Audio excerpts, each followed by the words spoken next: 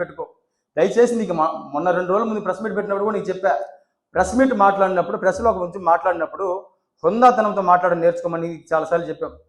అలా కాదు, బరి తెగించి నాకు అధికార అహంకారం ఉంది, మేము మాట్లాడిన దాని తగ్గ బుద్ధి చెప్పడానికి కూడా మేము సిద్ధంగా ఉన్నామని కూడా మీకు తెలియజేస్తా ఉన్నాం. ఈరోజు నేను ఆ రోజు చదువు తరిమేసినప్పుడు, ఉపాధ్యాయుడిగా ఉన్నప్పుడు నిన్ను తరిమేసినప్పుడు నువ్వు చదువు సక్రంగా రాలేదు కాబట్టి ఈరోజు నీకు మీడియా ముందు ఏ విధంగా మాట్లాడాలో కనీస సంస్కారం నీకు తెలియడంలా. నువ్వు నిజంగా చదువుకోవాలనుకుంటే ముందు నువ్వు రాజకీయాలు చేయాలనుకుంటే నువ్వు చదువుకో. నీకు చదువుకో కావాలంటే మా ఎమ్మెల్సీ గారి దగ్గర తెప్పించి ఒక ఫ్రీ సీట్ ఇప్పిస్తా. ఆ కాలేజీలో చదువుకొని ముందు చదువు నేర్చుకో.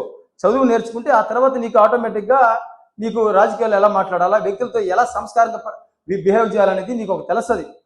ఎందుకంటే నువ్వు చంద్రశేఖర్ రెడ్డి గారి గురించి మాట్లాడే కాబట్టి చెప్తున్నా. చంద్రశేఖర్ రెడ్డి గారి గురించి మాట్లాడి నీకు మొన్నే చెప్పా, ఆయన వ్యక్తిత్వంతో పోల్చుకుంటే, ఆయన సౌమ్యతతో పోల్చుకుంటే, ఆయనకున్న నిబద్ధతతో పోల్చుకుంటే నీ రోషం, నీ మగతనం, నీ పౌరుషం ఏది కూడా చంద్రశేఖర్ రెడ్డి గారి కాలు కోటికి సరిపోతుంది. నీకు మొన్నే చెప్పా. ఈ రోజు కూడా కొన్ని వేల మంది స్టూడెంట్స్ని ఎంతో ప్రయోజకులు చేసి ఎంతో అత్యుత్తమైన స్థానంలో పెట్టి కొన్ని వందలాది మంది పేద విద్యార్థులకి ఉచితంగా చదివిస్తున్న గొప్ప వ్యక్తి ఎవరన్నా ఉన్నారంటే చంద్రశేఖర్ రెడ్డి గారు. అలాంటి నాయకుడి గురించి కూడా నువ్వు మాట్లాడుతున్నావంటే నిన్ను ఒక వైఎస్ఆర్ కాంగ్రెస్ పార్టీ నాయకులు, కార్యకర్తలు, ప్రజలే కాదు నీ పార్టీ కార్యకర్తలు కూడా నీ మొహం మీద ఉమ్మేసే పరిస్థితి ఈరోజు ఉన్నాయంటే అది నువ్వు గమనించాలా. ఇదే కాదు, నువ్వు ఒక్కొక్కసారి ఆలోచిస్తే నేను ఒకటే నీకు తెలియజేస్తా ఉన్నా. కావ్య కృష్ణారెడ్డి అలియాస్ కత్తుల కొండయ్య.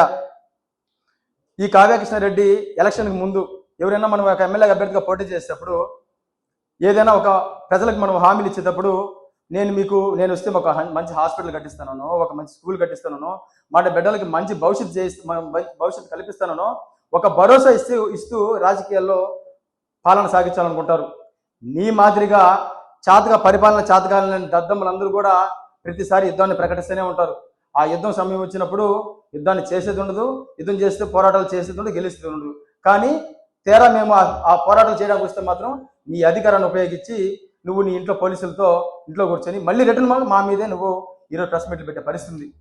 ఈ కావ్య కృష్ణారెడ్డి అనే వ్యక్తి గతంలో ఎలక్షన్కి ముందు ఒక హామీ ఇచ్చాడు. ఇప్పటిదాకా చంద్రబాబు నాయుడు గారు ఇచ్చిన సూపర్ 6 హామీలే అందరికీ పరిచయం అయినాయి. కానీ కావలి ప్రజలకి ప్రత్యేకంగా ఒక హామీ ఇచ్చాడు ఈయన, నేను వస్తే ఏం చేస్తాను అనేది. అది ఒకసారి మీరు వినండి, నేను ఇప్పుడు మళ్ళీ మీతో మాట్లాడతాను. ఒక్కసారి వినండి మీరు.